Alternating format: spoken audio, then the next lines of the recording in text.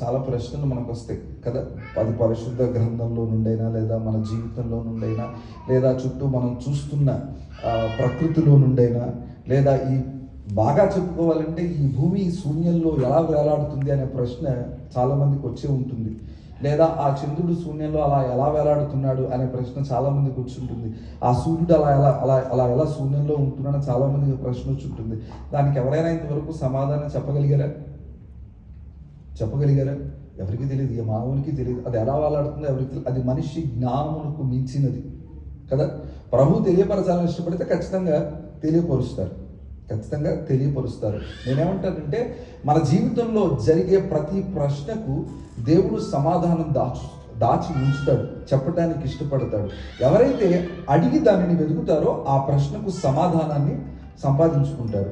నేను అనుకున్నాను, శిష్యులకు ఈయన ఎట్టివాడో అనే ప్రశ్న కలిగింది కదా. మరి ప్రభువా, నువ్వు ఆయన ఎట్టివాడో అనే ప్రశ్నకు నువ్వు సమాధానం ఇచ్చావా అని చెప్పి నేను మరిన్ని వాక్యాలు ధ్యానించే ప్రయత్నం చేస్తే ఆ కిందే ఆశ్చర్యంగా సమాధానం కనిపించింది. శిష్యులకు కలిగిన ప్రశ్న ఏంటి?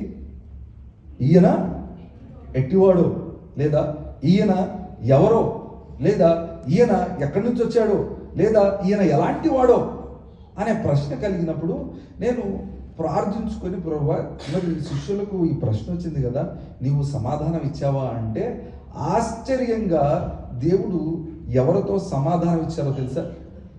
ఒక దెయ్యంతో సమాధానం ఇచ్చారు. ఒక దెయ్యముతో సమాధానం ఇచ్చారు. దేవుని చిత్తం లేకుండా ఏమైనా జరుగుద్దా? ఏమి జరగదు. పరిశుద్ధాత్మ దేవుడు ద్వారా రాయబడిన పరిశుద్ధ గ్రంథంలో చాలా ఆశ్చర్యరీతిగా మనుషులు చెప్పలేదు సమాధానం, భక్తులు చెప్పలేదు సమాధానం, యేసు ప్రభు వారు చెప్పలేదు సమాధానం, దేవుడే దిగి వచ్చి చెప్పలేదు సమాధానం. ఎవరు చెప్పారో తెలుసా? దెయ్యము సమాధానం